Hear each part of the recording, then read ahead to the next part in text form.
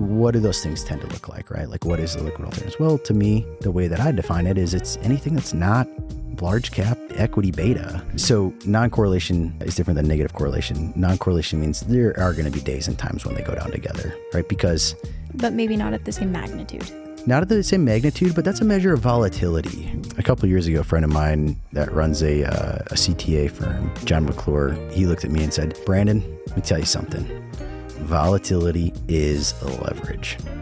Information presented on this program is believed to be factual and up to date, but we do not guarantee its accuracy, and it should not be regarded as complete analysis of the subjects discussed. Discussions and answers to questions do not involve the rendering of personalized investment advice, but are limited to the dissemination of general information. A professional advisor should be consulted before implementing any of the options presented. Encompass More Asset Management LLC is a registered investment advisor with the U.S. Securities and Exchange Commission and only transacts business in states where it is properly registered or is excluded or exempted from registration requirements.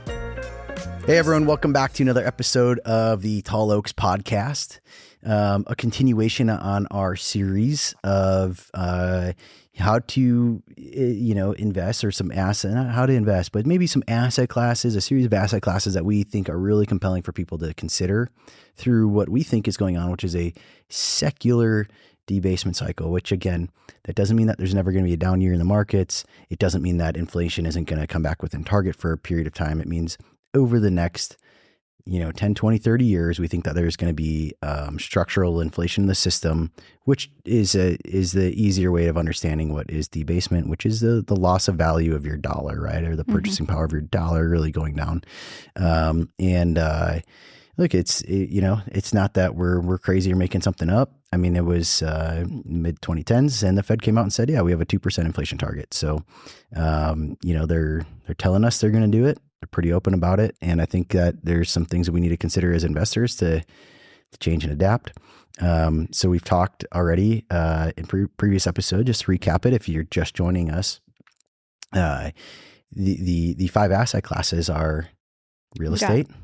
Residential real estate. And for most people, that's like own your home. Yeah. Right. Take advantage of that 30-year fixed mortgage that they offer people, which is, wild that we have that in the U.S. Large cap U.S. stock. Yep. And then we've got Bitcoin. Yep.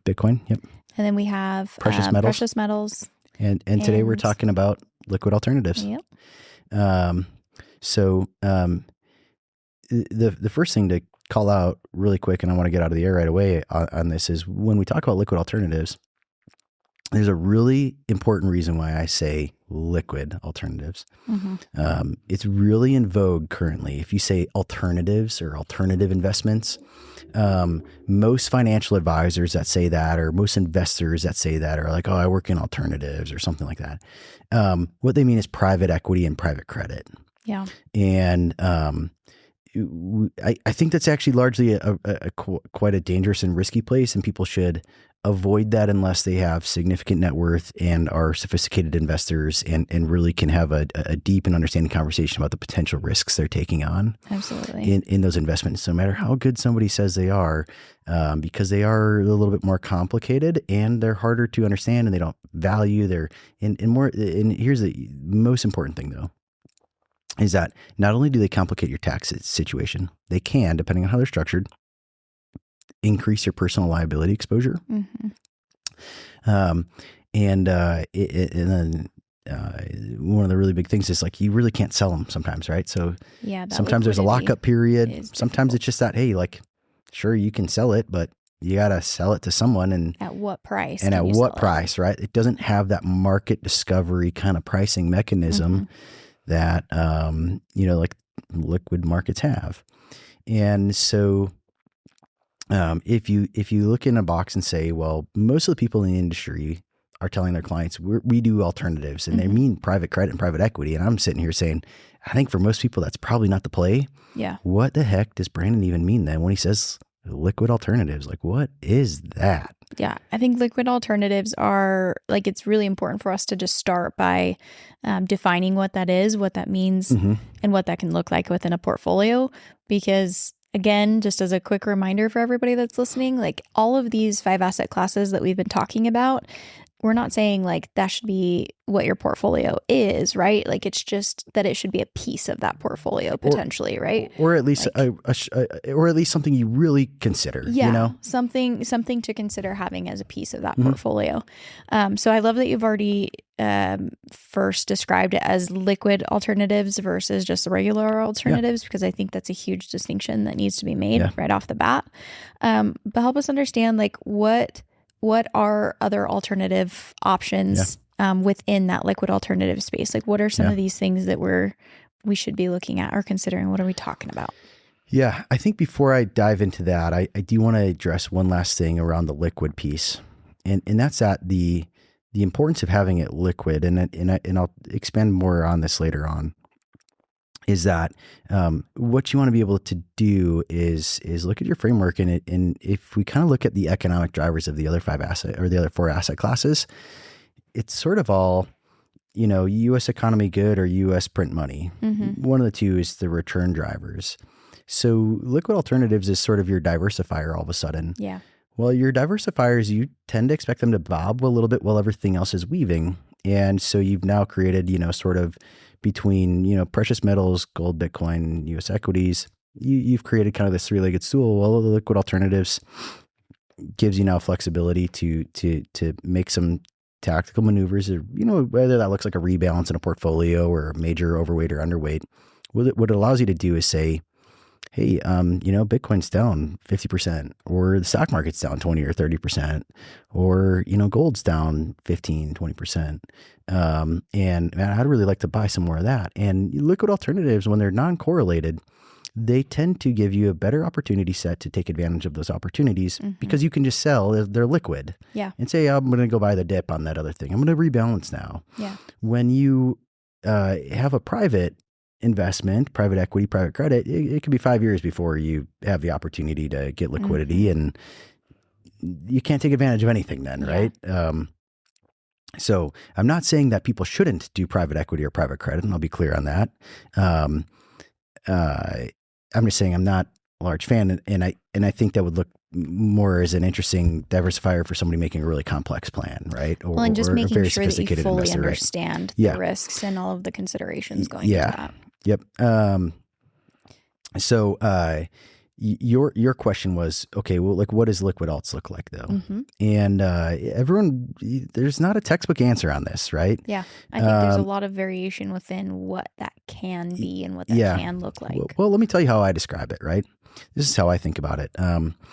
I think about it in it's got to be liquid.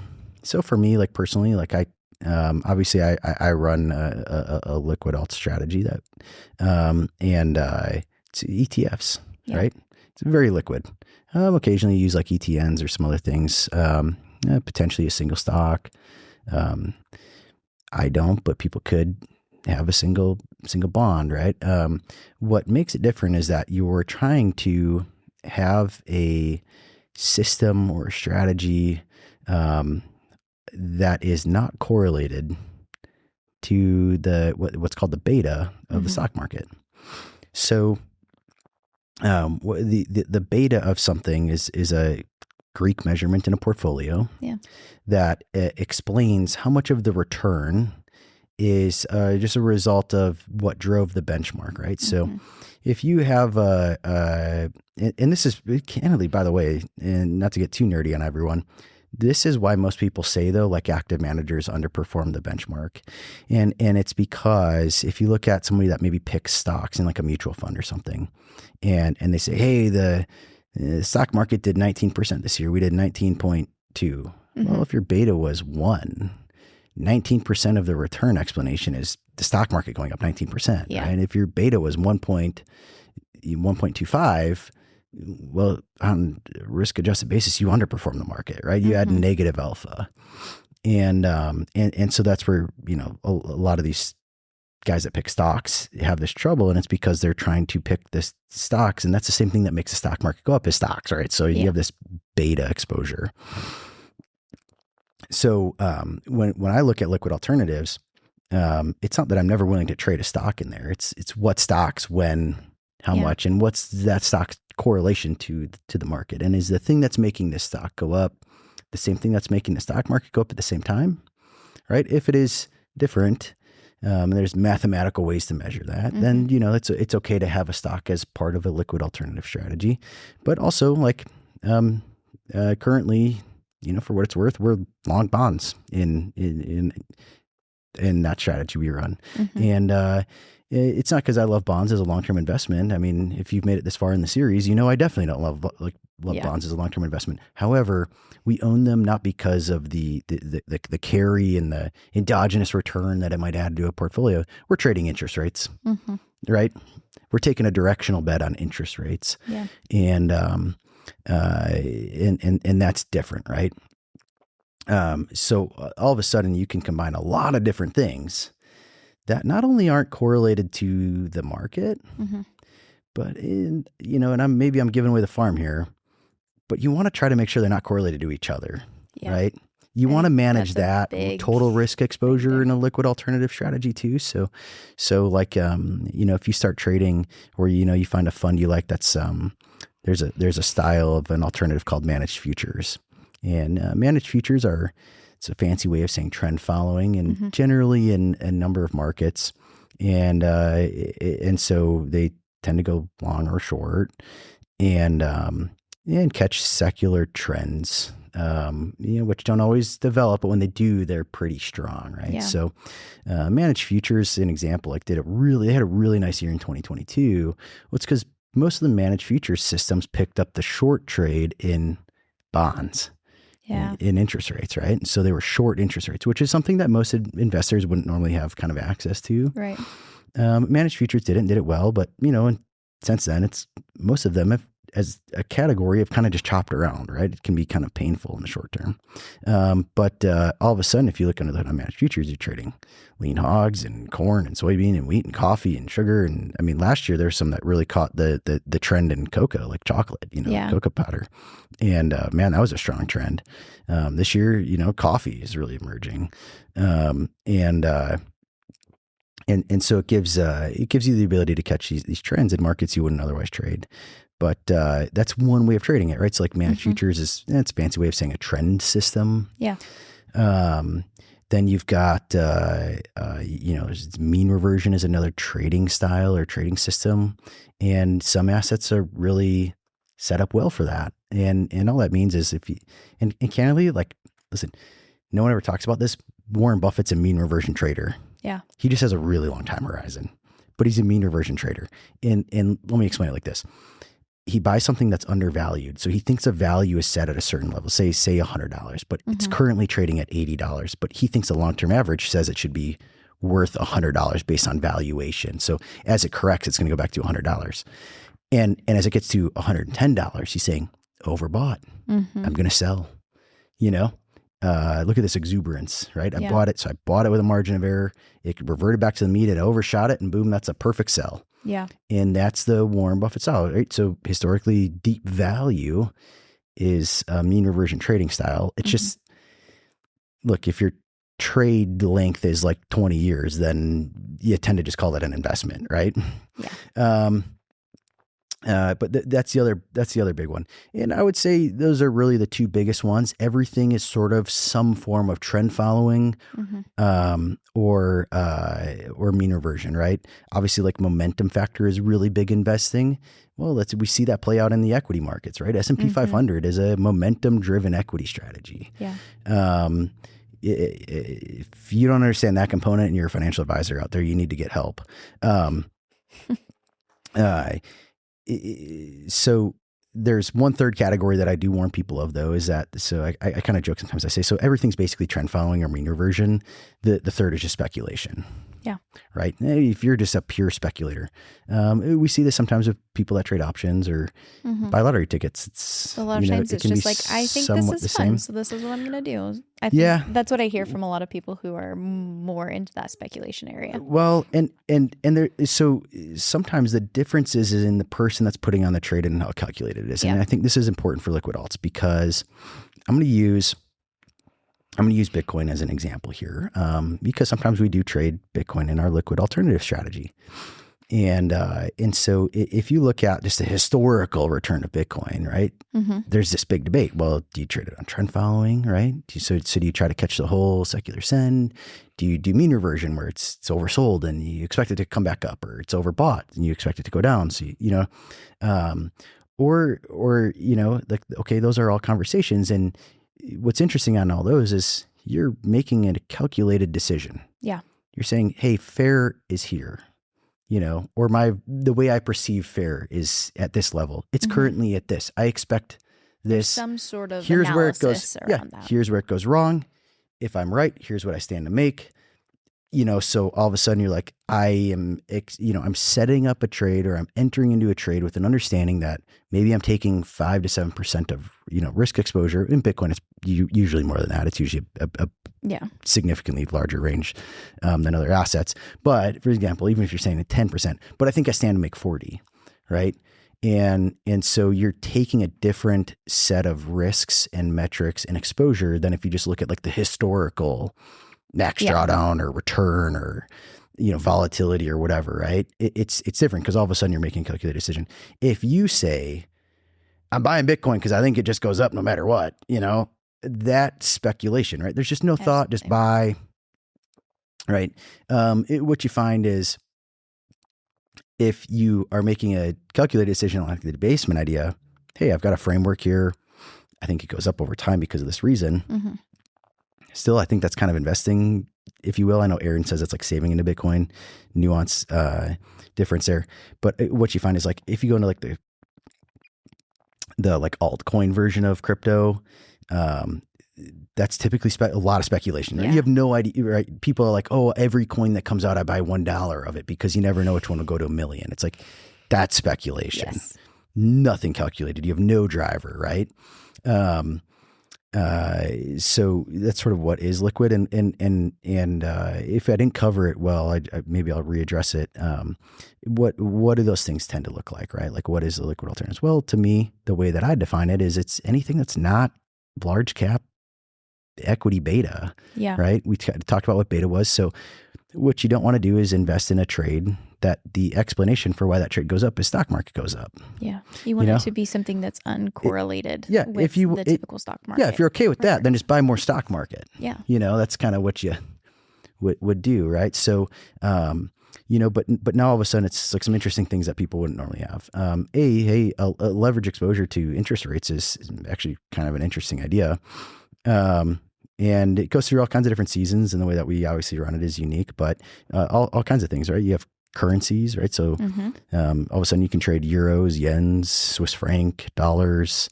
You've got metals still, like, or you can still, you can trade maybe palladium, gold, silver.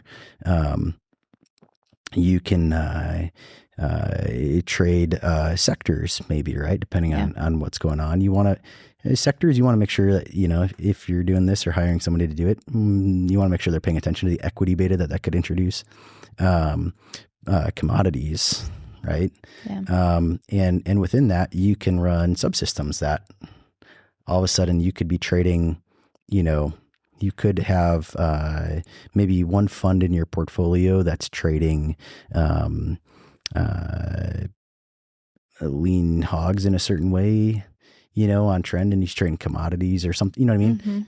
They're trading some commodity markets one way. And then there's another fund that also trades the same markets, but trades them, like one guy's trading on trend, one guy's trading on mean reversion. It's different. And so even though they're trading sort of the same kind of things, it becomes not correlated. So the signal input is what's interesting and makes it different, but it provides liquidity, and the assets that they're trading tend to offer the diversification, right? So what you want to be aware, cautious of is, again, trading, like, what you don't want to do is say, okay, well, my beta of my portfolio, or, like my stocks are, S&P 500 large cap US stock or something.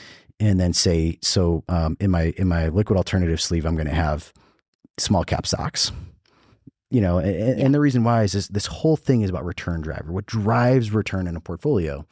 And this same thing that fundamentally drives return in small cap stock is the exact same thing that drives return in large cap US stock. So it's not perfect on a daily basis, and the magnitude shift, but generally what's good for the goose is good for the gander, sort of in stock land. And so if the S&P 500 is going north, generally small caps are going to do the same. Now, it's been a little bit weaker correlation the last several years, and that's a whole market structure conversation. Way deeper conversation about that. But what I'd say is so liquid alts isn't just anything but S&P 500, but it is anything that's not correlated a high degree of correlation to S&P 500 is generally the way that I define that. And, that's not something that a lot of people consider or offer, but, there's some downsides to liquid alternatives, right? The way just like there are with any other type of investment option, right? Yeah. One of the ones that you have to be careful of is Form K-1s, right? So complicates your tax situation. Oh yeah. So like for me, I'm very K-1 sensitive. Yeah. And the reason why is like you hate to get a tax form that says like, hey, well, you got the separate tax form from your like 1099, right? And so you generally find these in like some of the commodity ETFs or mutual funds. It's like, hey, congratulations on your trade. You made $150 on it. So here's your K1 for $150, and your account's like, great, I'm going to actually charge you $100 to deal with it. They're not very fun to put in as a tax preparer. I learned that this last spring. Pain. And so all of a sudden, once you kind of factor that after the cost of my accountant, looking at me sideways, the risk adjusted return isn't great on it, and it's a lesson we've learned over time. But, again, different strokes for different folks. A lot of individual traders don't really care. And there's a pro to the K1s. The way that a 1933 Act fund is designed, and that's what issues the K1 ultimately is, it's taking advantage of actually a carve out in the tax code that says, so futures contracts get marked to market at year end. And so as a result, they get taxed always at 60% long-term capital gains, 40% short-term.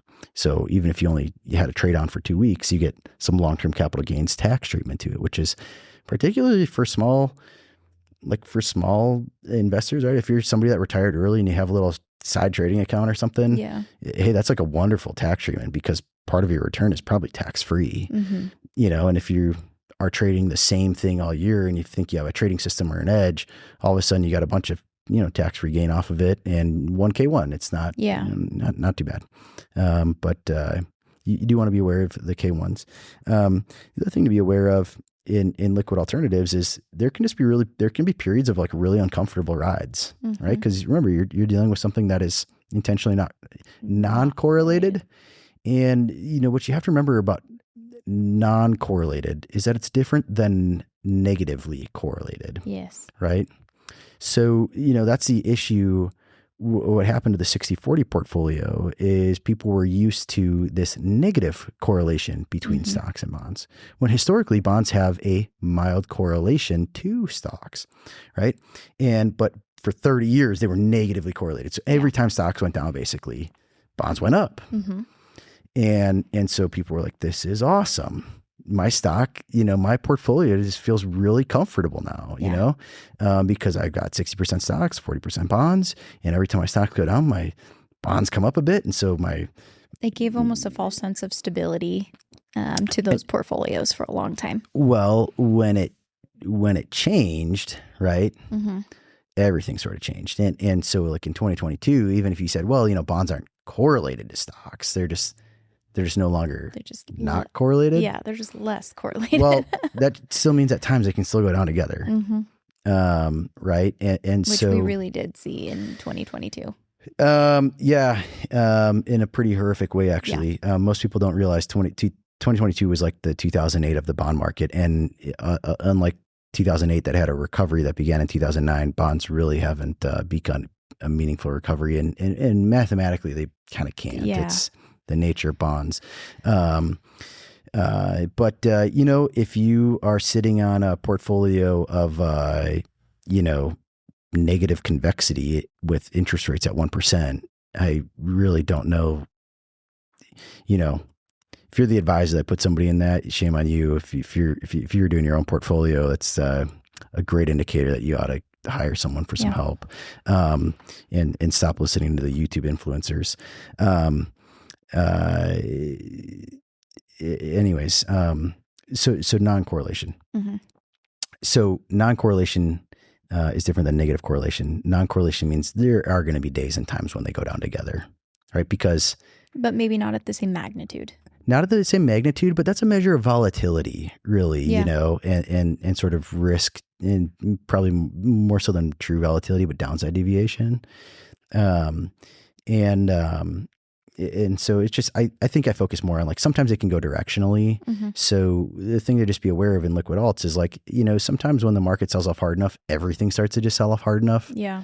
And so even your alternatives can all of a sudden, like, take a turn, right? I mean, we saw this in April this last year, right? So although, like our alternative strategy held up fairly well, coming off of a great month in March when the market initially sold off, April things started to look really goofy. And it's because, there was just so much at that bottom that,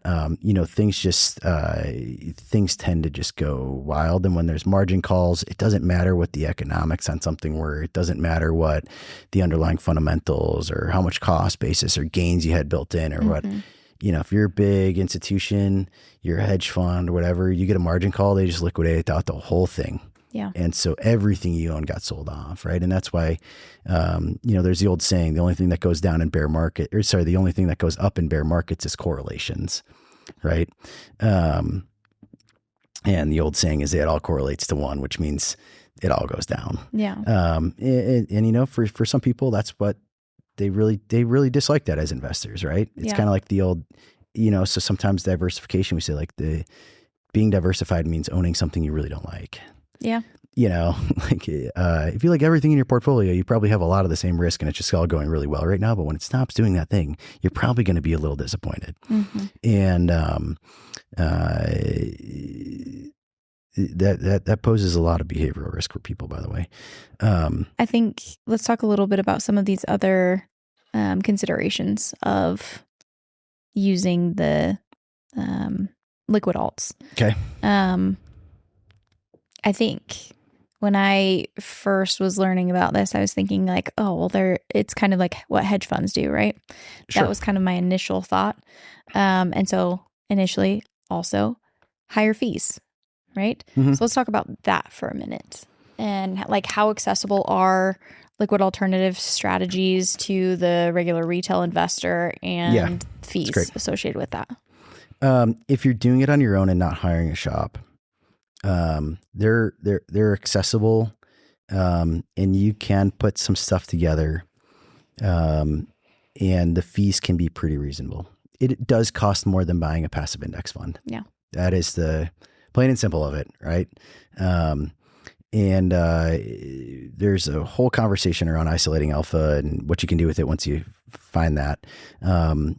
But it's not all created equal. Some are, like, really reasonably priced. Some are quite expensive. Some are really expensive and they're actually, like, really worth it. Yeah. There's some shops out there that, like, it's not necessarily cheap to own their funds. The shop I'm talking about in particular, I'm not going to name drop them on here, but I'll say they're a mutual fund company. All their funds are structured as mutual funds. I mean, not all of their funds, but the ones available to the public in general are mutual funds. And we tend to just not really work a lot with mutual funds for a number of reasons. But their funds are a little bit on the expensive side. I mean, they run some that are expense ratios over 2%. And they are well regarded in the industry as absolutely worth it. If you're building your portfolio correctly and it's utilizing it, it's got a purpose. Space. It's serving its purpose, and there's a cost of needing that purpose. But if you need it, it's sort of worth the cost.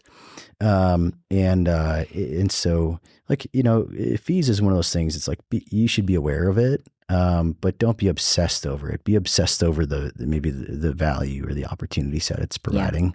Yeah. So really, I encourage people to analyze it, not just sticker shock it. Right. Yes. I mean, if you're used to low cost index funds, anything's expensive. Yeah. Yeah. But there's a number of opportunity sets, and, like, I'm like, I think from a compliance perspective, I'm not going to spill the spill the beans or No, that's give away fine. the farm here. But do some of your own research. Look up. I think if you start Googling it, it's not that difficult to start finding different things. And, if you're a kind of a savvy investor yourself as a do-it-yourselfer and you understand portfolio metrics, you can start doing some due diligence on some of this stuff. Take a look. You can reach out to the fund company, I suppose, and ask questions. I mean, sometimes that's all I do, Yeah. Right? They're usually pretty happy to talk about their funds. Yeah. Like, it's like any other salesman. If you call them up, they're going to answer. Some are super niche though. Some are, maybe more plain vanilla. Yeah. I would say it's the most, it's the most difficult part of the market for a do-it-yourself investor to understand though. And again, part of it is because you have to understand the arithmetic of how it fits in. And so going back to like my managed futures example, right? Where you have this thing that does really well in 2022, like when you needed it the most, right? And particularly when you needed bonds and they failed you the most, right? Like managed futures pulled through. Okay. But if you look at managed futures as an asset class, different funds do different things, but as a kind of an aggregate, they basically have just lost money ever since. And so you go like, man, this sucks. And if you look at it in any 3-6 month vacuum or 1 year vacuum, like, man, it's like, you're like, this is the worst thing I've ever done, and as a retail investor, or a do-it-yourselfer, there's a behavioral propensity to say that thing is just losing me money. Get it out of my portfolio. Right. Yeah. And what you don't realize is you're sort of trying to carry a low-cost insurance program in your portfolio, right? With managed futures, is maybe the simple way to say it. So like in 2008, interesting way to think about it. Well, in like, okay, so the other time, like managed futures did really well, like 2008, and it's just actually, managed futures managers have a really tough business because like in 2009, what happened is in 2008, they absolutely crush it because remember, they follow trend. So when the market is trending down, they're massively short the equity market, they're long bonds, you know what I mean? They're short commodities, they're short everything because the market is all going down. So like in 2008, man, like managed futures pulls through. They make massive returns for their clients as an asset class. And then other clients call up and say, we need all our money back. And nowadays you just you just hop on the computer and just sell it, and redeem them. And so the irony of managed futures is like everyone complains along the way and everyone thinks you just lose money. And then in the worst of times, sometimes, right?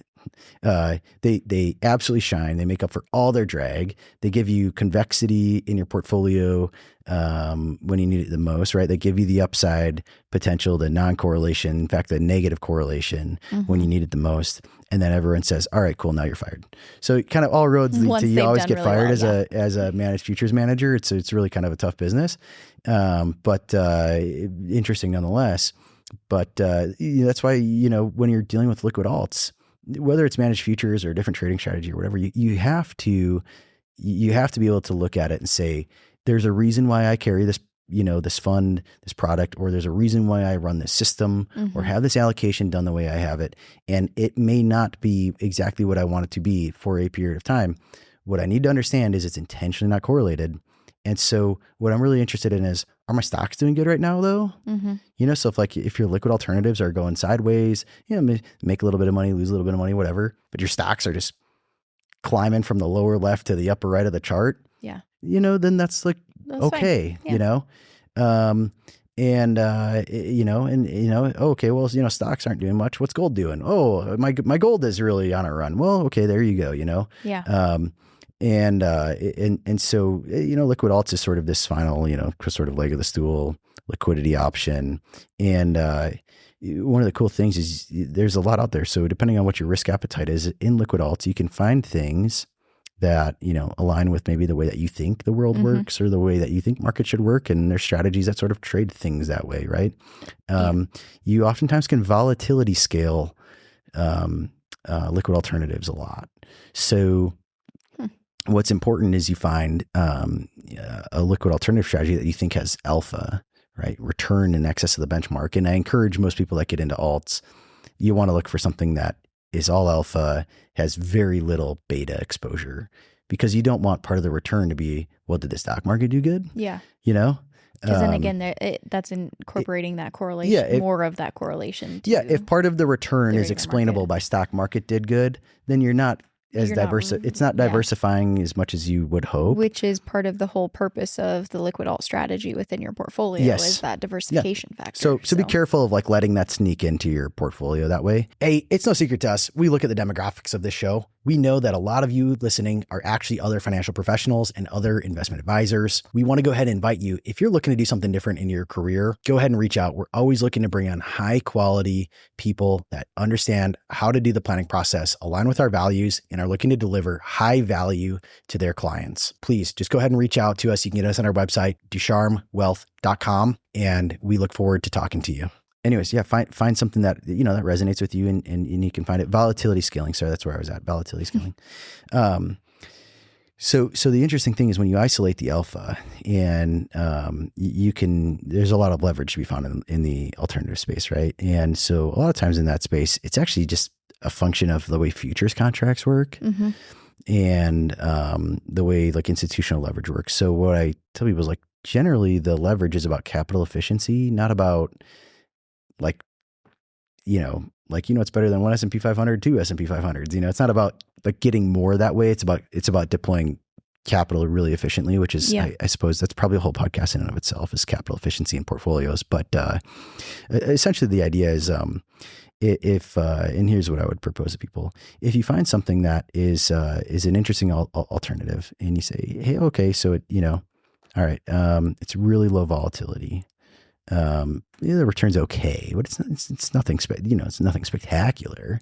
But it's really low volatility. You go, well, okay, how efficient is it? And so the ratios you might look at is like a Sharpe ratio or a Sortino ratio is my preferred on a lot of this stuff, which is a risk adjusted return utilizing volatility as its risk metric. I tend to not like Sharpe ratios because it uses standard deviation. And so it punishes you actually for making too much money. Sortino ratios only look at your downside deviation. And so you don't get penalized for making too much money. You only get penalized for, how much do you lose when it does go down. And when you look at that metric and if it's relatively high, and I'd say, on a Sharpe ratio, you're probably looking for something like, 1.5 to 2 plus, and, you might just leverage it up, And so you can just say, well, I want to buy more of that, right? Or candidly, sometimes it goes the other way, right? Maybe you're like, hey, the returns are pretty good, but man, that can be a lot of volatility. 30 vol is twice the volatility of the stock market. So that's too much for me. Well, buy half as much. Buy half as much. You can scale it down, right? So what you have to do is be mindful in your position sizing in the overall portfolio and say, okay, how much risk am I taking relative to the rest of my portfolio? And the other thing to consider too sometimes is, what am I selling to buy liquid alternatives? What am I taking out of the portfolio to be able to put those in? At the end of the day, you still only have 100% of your assets, right? So it's like, you have to get rid of something or you have to take on leverage, one of the two. And look, like, obviously we work a lot with the concept of portable alpha. And so for, more aggressive clients, you may leverage their stock market exposure a little bit and add in the alternatives. And, now the cost on the alternatives, because you didn't really sell anything to get the alternatives exposure, the cost just becomes, what does it cost to leverage the stock market side of the portfolio? Right. Yeah. So if all of a sudden you say, well, you can leverage a stock market portfolio for, 5%. Well, if your liquid alts do, 7 or 8%, well, you still got all the stock market return you originally wanted. And you get, 7 or 8 minus 5. Yeah. It's kind of not perfect, but it's sort of the math, right? On top of that market return. Then. Yeah. So now you got the market return plus 2-3%, and, well, that's your crash course on portable alpha. In practicality, it's a lot more tough, or nuance on the mathematics, and most people would go to sleep if you start explaining too much. But that's a quick and dirty lesson on it. But that's where liquid alternatives can add some serious value, especially if you are like somebody that is a little bit riskier. If you are somebody that's a little bit more worried about growth, and you say, well, gee, it's really nice that, Brandon, you recommend S&P 500 fund, or I'm not recommending that, by the way, but you recommend, large cap US equity or whatever, but what if I want more than that? Mm-hmm. Well, like turn to capital efficiency and look for edge, right? So, I think that's where liquid alternatives is interesting because it allows you access to return Mm-hmm. and access to asset classes that tend to produce alpha, right? Picking stocks, there's a lot of evidence to say picking stocks does not produce alpha. And I might catch some flack for that from, my community of active managers, but listen, I don't think it does. We tend not to buy funds for clients that actively pick stocks. We think it's a really tough game to win. And currently in the market structure that's dominated by passive flows these days, Mm-hmm. it's not only been tough, it's going to increasingly get more difficult. And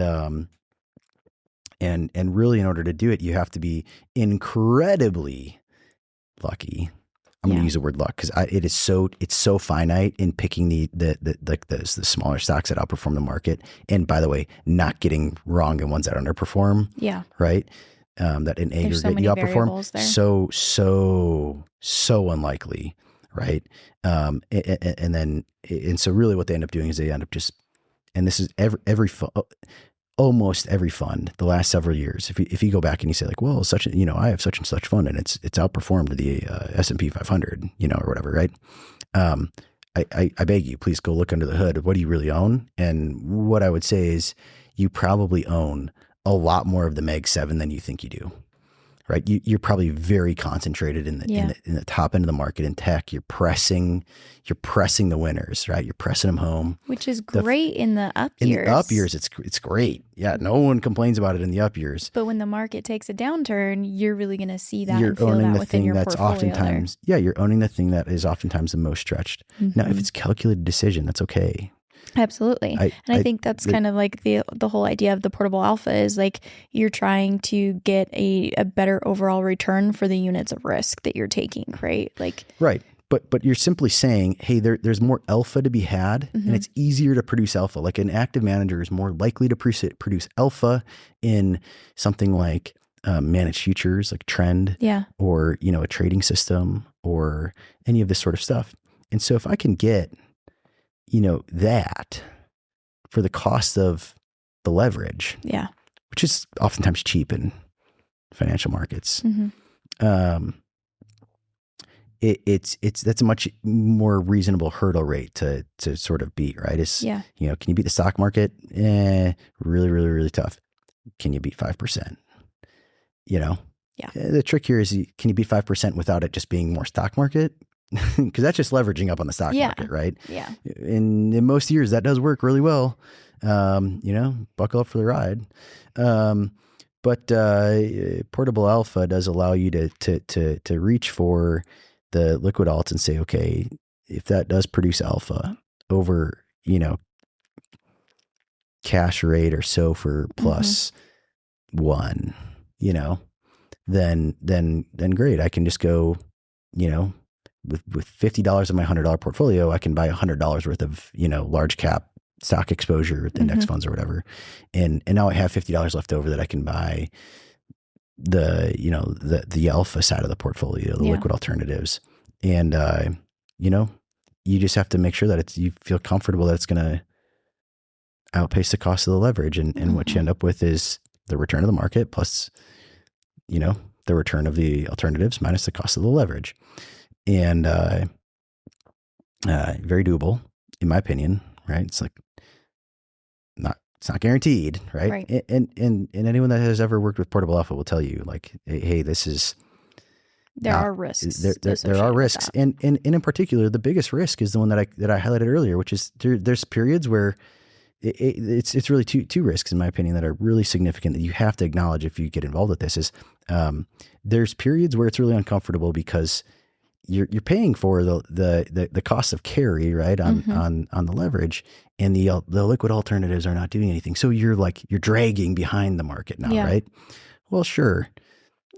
Maybe you do that for 3 or 4 months, or, you know what I mean? Maybe it's like a year or two, right? I mean, sometimes it can be a lot. And then all of a sudden it crushes. You have to stay the course on it. And then B, is that the volatility can be higher because you are deploying leverage. And so when the correlations do rise in those really snap down market events, it can get a little bit, it's not, because it's not perfect. You're not inversely correlated, right? Right. So it's not like it's, really highly likely to go up when the market is going down. And what you find is with liquid alts, most systems, they tend to really look that way at what we call the turns. So usually like at the top of, towards the top of like a downtrend or the top of a market is where you're like, man, this thing's still losing money and my stocks are going down. Now, isn't that wonderful, right? And the reason why is you got to allow for the trends to change or for things to get oversold or things that happen in the market that all of a sudden everything recalibrates and all of a sudden it's doing its thing. It goes back to that having that system and making sure that you can stay consistent with that. Yep. Because if you let those behaviors come in and start to dictate it blows how the whole you're thing doing up. it.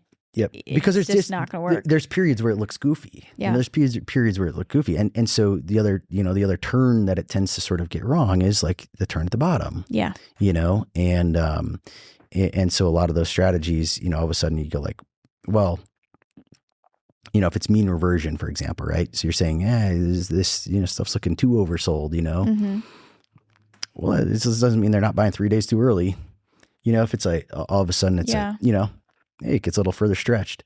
And so all of a sudden stocks go down for 3 days and, this other thing you bought goes down for 3 days because it's still in a major sell-off, right? Mm-hmm.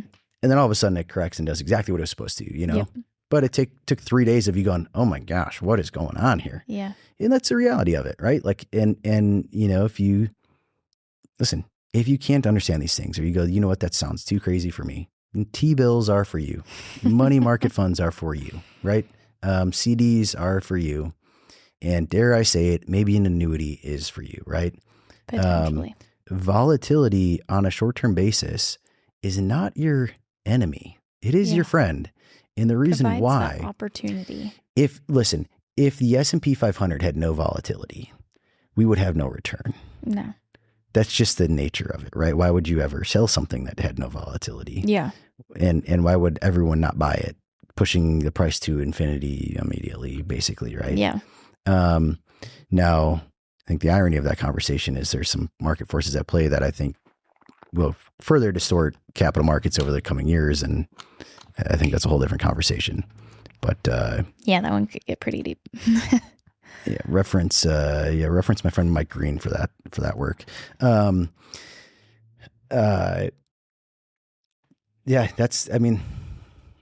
really the essence, right? So liquid alts, I one of the things that I'll close with, or sort of a final thought is, again, you want to look at the return driver. What's making this go up, right? And so there's this sort of like Venn diagram overlap you have to be aware of sometimes, because it can feel or look or sound like at the same time, like, oh, well,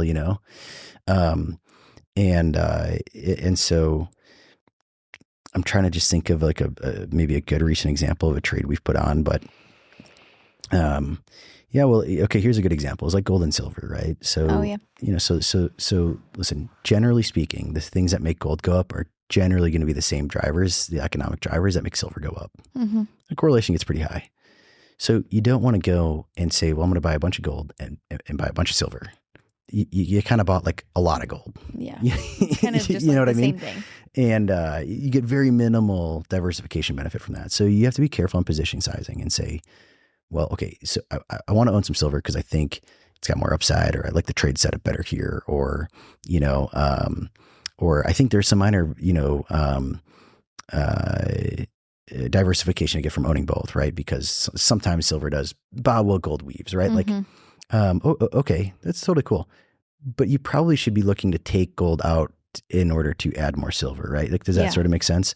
There's some math you can deploy behind that, more but concentrated within exactly, a similar sector. Yeah. Yeah. Another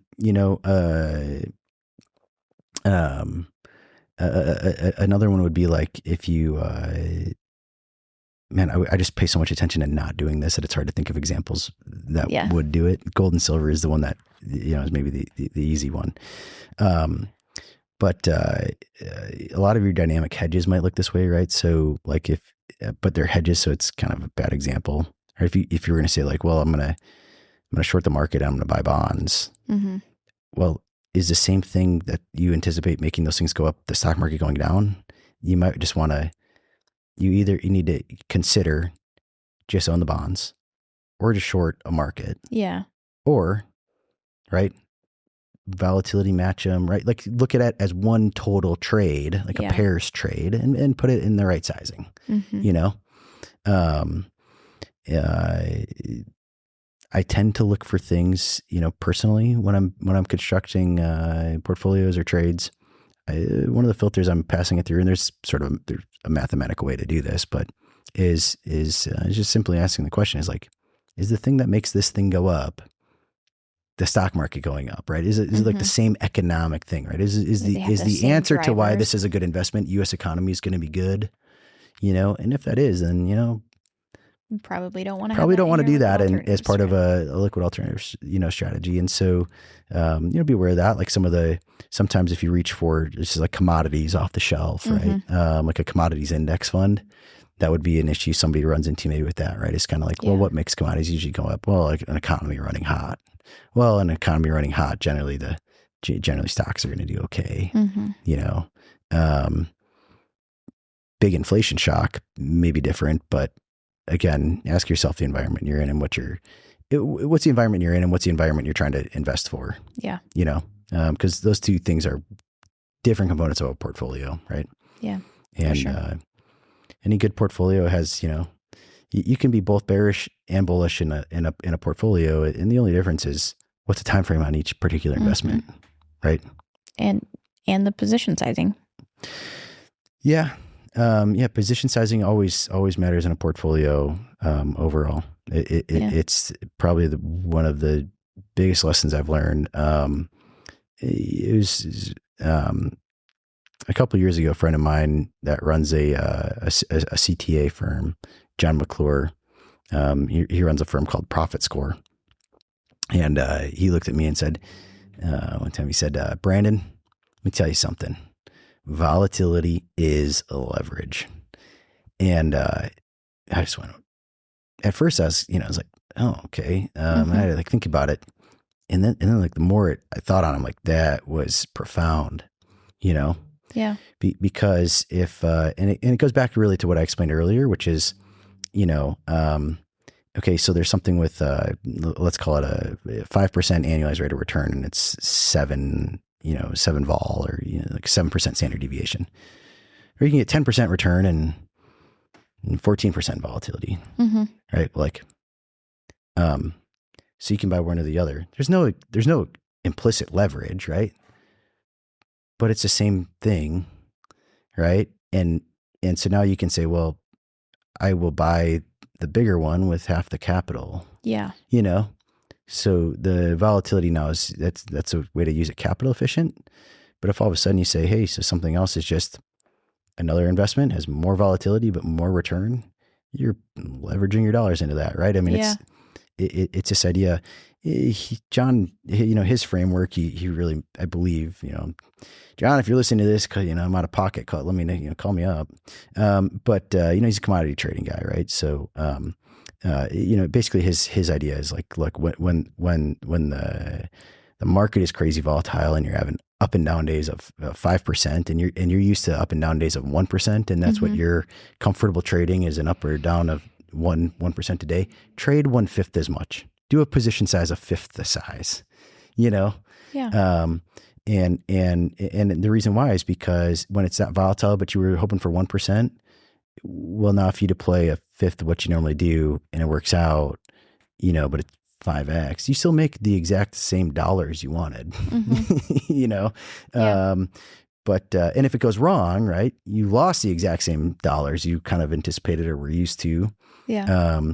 But you still have, you know, 80% of your money to go continue play the game, right? And you know, that's what investing is all about. Is, you know, sometimes it's about protecting capital and being able to stay the course, right? And that's why this is my personal philosophy, my personal thing. I don't generally like investments that can mathematically or easily go to zero. Yeah, I've done them. I've owned some, and I've owned some that go to zero. It's not fun, any of them. It's never been fun. I've never had investment go to zero and go, well, that was cool.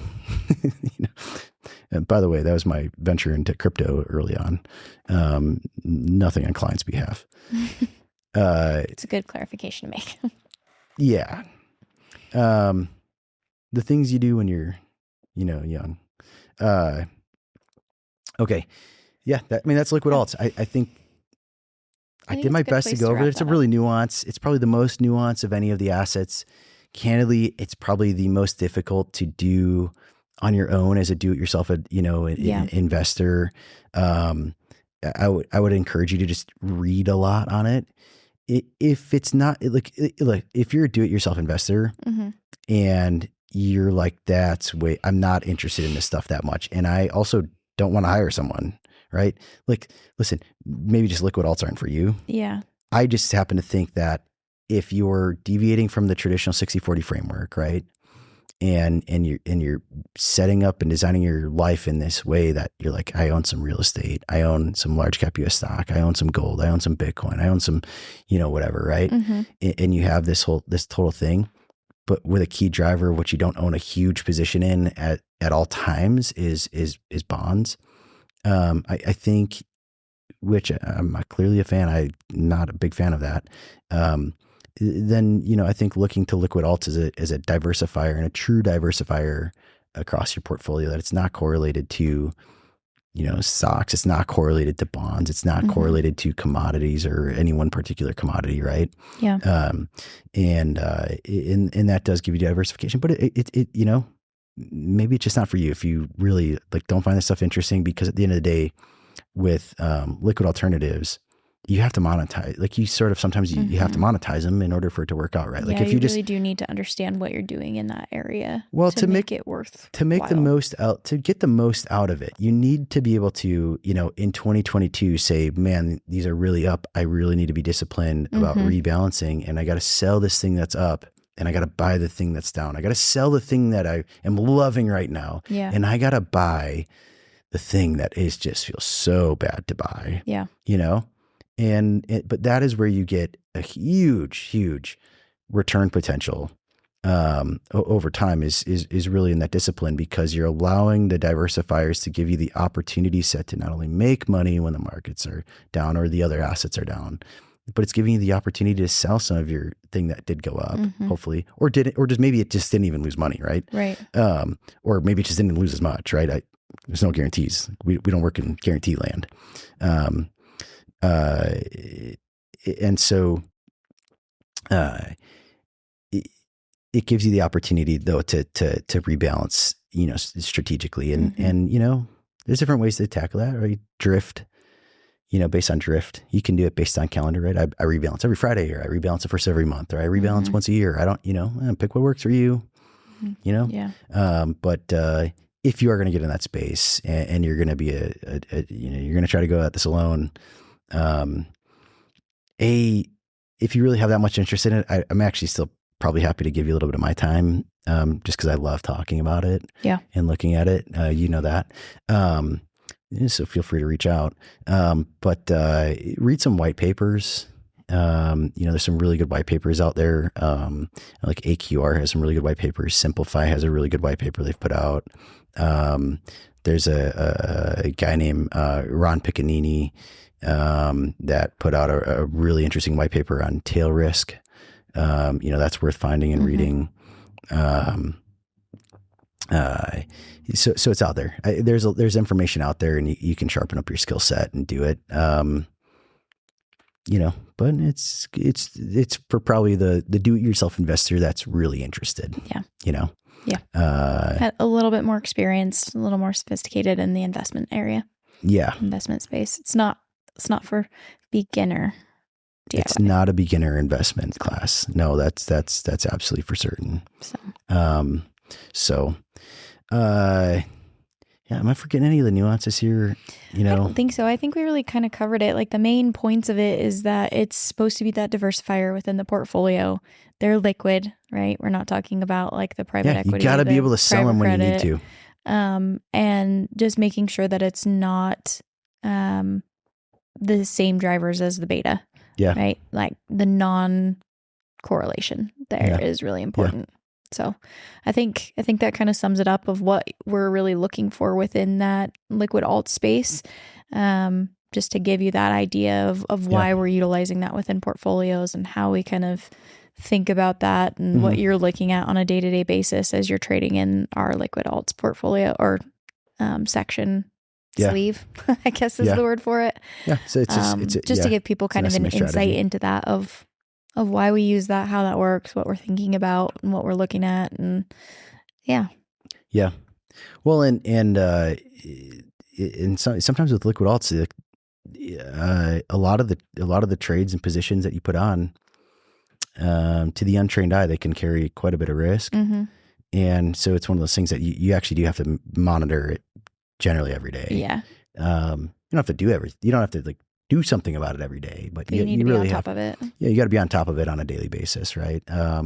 So, depending on what you're doing, but there's some actively managed like ETFs that do liquid alt stuff. And maybe that's probably an easier solution to just, if you're a manage DIYer, you're still offloading, but you'll still pay you're still going to pay a fee on the fund, right? At the end of the day, basically all liquid alternatives are managed by somebody. Yeah. And there's active management on the back end for sure. Yeah. And it might be systematic or algo driven or, but there's not it's not just to set it and forget it. Yeah. There's nothing as simple as like an S&P index. S&P 500 index fund, right? Yeah. Excuse me. And so there's a cost to that, and people don't like to work for free. And in particular, it tends to be an asset class that produces the most alpha or excess return relative to their benchmarks. And that alpha comes with a cost, right? There's no free lunches in finance. So, it is an asset class that does come with, what they call tracking error or active manager risk. And you want to make sure you're trying to work with, a manager you align with, but also a good manager, right? And, those two things aren't always entirely the same, right? Sometimes you really like someone's philosophy or you like the, you like what they have to present, but when you look at the numbers, the strategy doesn't really produce the alpha in the way that it's supposed to, or whatever it is, right? I found it to be the most interesting part of the markets personally. So it is quite interesting. Yeah. A lot to talk about, but I probably will just wrap it up here before I keep going. Yeah. I'm sure there's somebody out there like using this to put them to sleep right now. And I don't know that I blame them. So, I think we have one more episode that we're going to talk about as far as like the, conversation around currency debasement, how to hedge against that risk. And so that's going to kind of like wrap up this little mini series of conversations around the secular debasement, right? Yeah. And I'll give a sneak peek on what that conversation is really quick, because I think it's really important. And if people, if they misinterpret what we've said in the first several episodes, they might go out and just buy a portfolio loaded up with, put all your financial assets in real estate, Bitcoin, precious metals, large cap stocks, maybe liquid alts, maybe not, right? And it depends what, who you are. And there is a potentially really devastating consequence of that, right? Which is, like I said in the beginning, there's going to be smaller cycles within the larger cycle, right? So there's going to be cyclical cycles within the secular cycle that make things go sideways for a period of time or go down, right? And that could be the stock market, that could be gold, that could be Bitcoin. And the problem is we're all still human beings, have human lives and, have families and things we need to buy on a daily basis.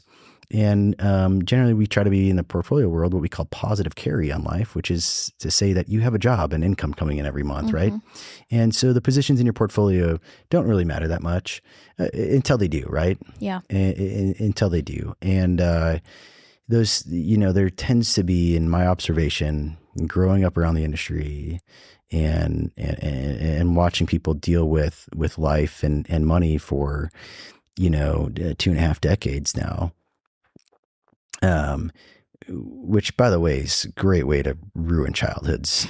Sometimes I think like ruins your perspective on the world. Well, it gives you, it gave me as a kid a really healthy respect for, and I didn't really know how to put this in words maybe till I was older.